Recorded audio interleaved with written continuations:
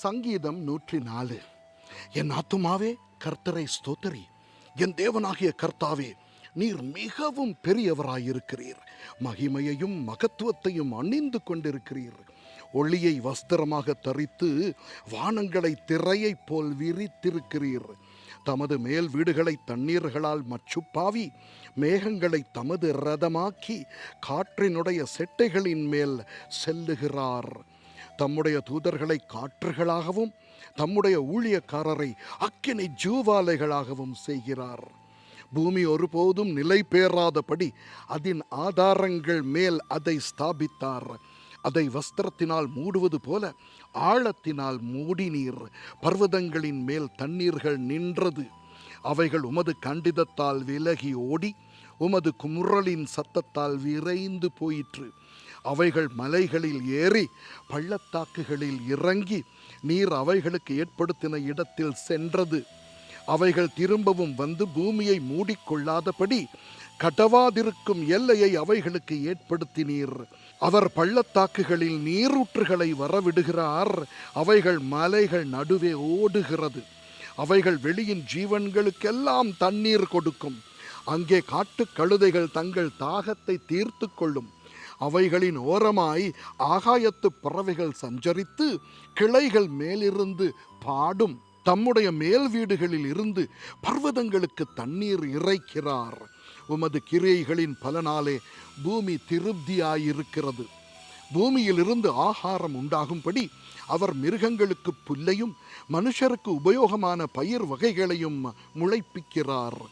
மனுஷனுடைய இருதயத்தை மகிழ்ச்சியாக்கும் திராட்சை ரசத்தையும் அவனுக்கு முகக்களையை உண்டு பண்ணும் எண்ணெயையும் மனுஷனுடைய இருதயத்தை ஆதரிக்கும் ஆகாரத்தையும் விளைவிக்கிறார். கர்த்தருடைய விருட்சங்களும் அவர் நாட்டின லீபனோனின் கேதுருக்களும் சாரத்தினால் நிறைந்திருக்கும். அங்கே குருவிகள் கூடு கட்டும். தேவதாரு விருட்சங்கள் கொக்குகளின் குடியிருப்பு.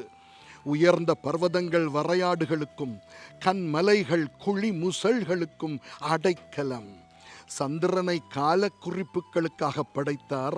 சூரியன் தன் அஸ்தமனத்தை அறியும். நீர் இருளை கட்டளையிடுகிறீர். இராக்காலமாகும். அதிலே சகல காட்டு ஜீவன்களும் நடமாடும்.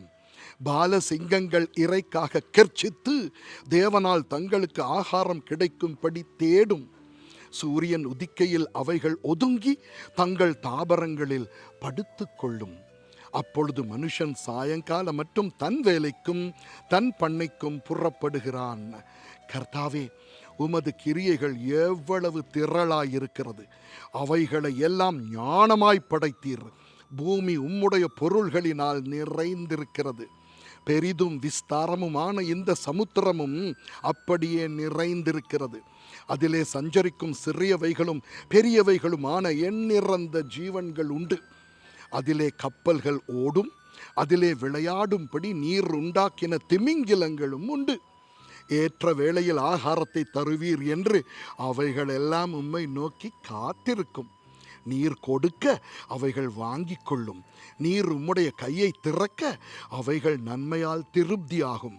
நீர் உமது முகத்தை மறைக்க திகைக்கும். நீர் அவைகளின் சுவாசத்தை வாங்கிக் கொள்ள அவைகள் மாண்டு தங்கள் மண்ணுக்கு திரும்பும். நீர் உம்முடைய ஆவியை அனுப்பும் போது அவைகள் சிருஷ்டிக்கப்படும். நீர் பூமியின் ரூபத்தையும் புதிதாக்குகிறீர். கர்த்தருடைய மகிமை என்றென்றைக்கும் விளங்கும்.